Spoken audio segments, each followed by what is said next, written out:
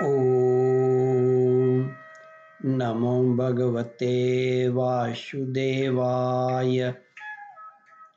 श्रद्धालु भक्तों, श्रीमद् भागवत महापुराण के 10वें स्कंद के पूर्वार्ध के 26वां अध्याय के अंतर्गत नंद बाबा से गोपों की श्री कृष्ण के प्रभाव के विषय में बातचीत का प्रस्तुतिकरण करूंगा।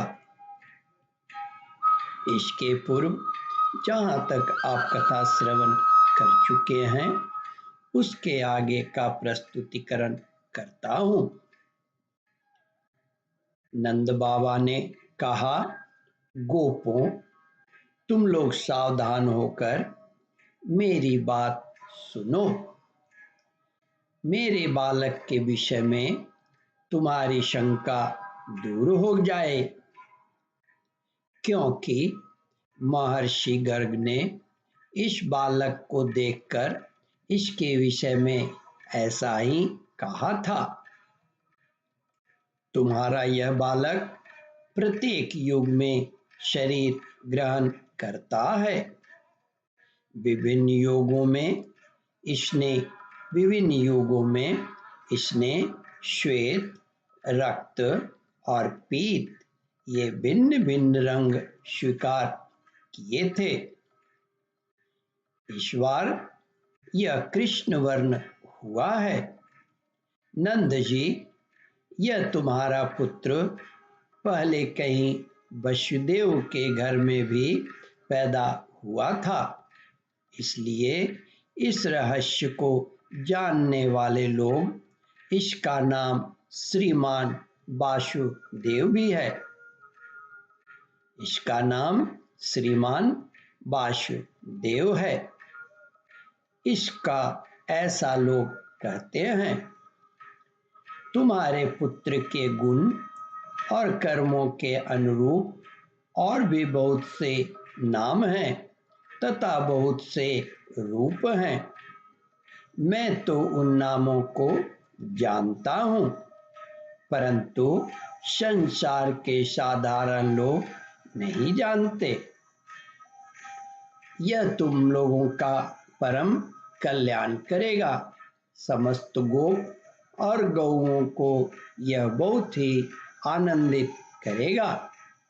इसकी सहायता से तुम लोग बड़ी बड़ी विपत्तियों को बड़ी सुगमता से पार कर लोगे।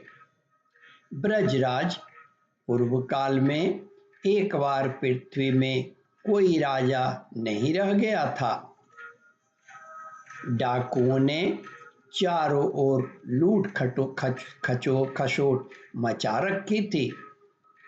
तब तुम्हारे इस पुत्र ने सज्जन पुरुषों की रक्षा की और इससे बल पाकर उन लोगों ने लुटेरों पर विजय प्राप्त की।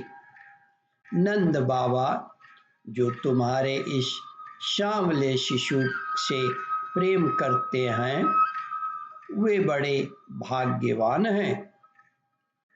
जैसे विष्णु भगवान के कर कमलों की छत्र छाया में रहने वाले देवताओं को असुर नहीं जीत सकते, वैसे ही इससे प्रेम करने वालों को भीतरी या बाहरी किसी भी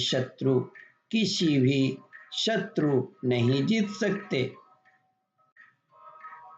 नंद जी, चाहे जिस दृष्टि से देखें, गुण से, ऐश्वर्य और सौंदर्य से, कीर्ति और प्रभाव से तुम्हारा बालक स्वयं भगवान नारायण के समान है। अतः इस बालक के अलौकिक कार्यों को देखकर आश्चर्य न करना चाहिए। गोपों, मुझे स्वयं गर्गाचार्य जी यह आदेश देकर अपने घर चले गए। तब से मैं अलौकिक और परम सुखद कर्म करने वाले इस बालक को भगवान नारायण का ही अंश मानता हूँ।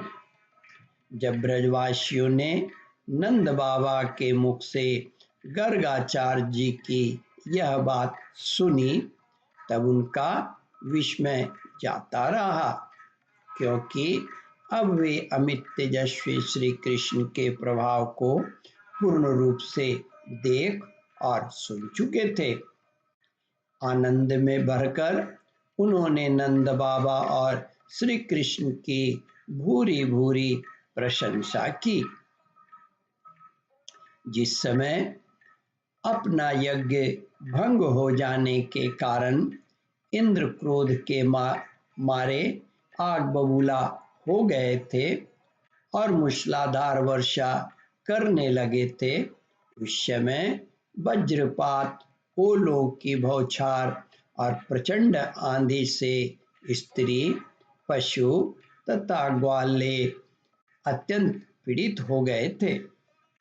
अपने शरण में रहने वाले ब्रजवासियों की यह दशा देखकर भगवान का हृदय करुणा से भर आया, परंतु फिर एक नई लीला करने के विचार से वे तुरंत ही मुस्कुराने लगे, जैसे कोई नन्हा सा निर्बल बालक खेल खेल में ही बरसाती छत्ते का पुष्प उखाड़ ले। वैसे ही उन्होंने एक हाथ से ही गिरिराज गोवर्धन को उखाड़कर धारण कर लिया और सारे ब्रज की रक्षा की। इंद्र का मद चूर करने वाले वे ही भगवान गोविंद हम पर प्रसन्न हो। ओम परमात्मने नमः। श्रद्धालु भक्तों, इस कथा को ध्यान पूर्वक श्रवण, मनन और इसका चिंतन करें। इस कथामृत का रसास्वादन अपने बंधु बांधवों को भी करावे। इस वीडियो को शेयर और सब्सक्राइब करें। ओम परमात्मने नमः। श्रद्धालु भक्तों, यहाँ पर 26वां अध्याय समाप्त होता है। इसके आगे 27वां अध्याय प्रारंभ करूँगा। ओम नमो भगवते वासुदेवाय।